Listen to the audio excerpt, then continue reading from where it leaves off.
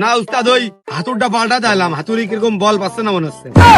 আরে এই দুনিয়ার অংটা মশা বুঝলাম না একরতি। বড় সিকার চিন্তা করো, ঠিক হয়ে তুই যা আনতে যা।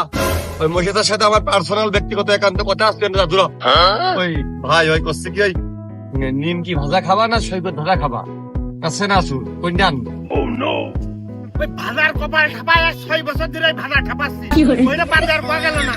তোর বেতন বাড়ালাম না 20-30 টাকা করে, ওই জিলেপি আনিস। কবা না বেতন যখন বাইরে আছে 20 টাকা, 1 কেজি জিলেপি কিনতে গেলি 140 টাকা। চিন্তা করো, বাড়িতে দিদি না হয়। ওই দাদা করছিলাম যে ওই 1 পিস আনবো নাকি 2 পিস এনে তুমি আর আমি ভাগ করে খাবো।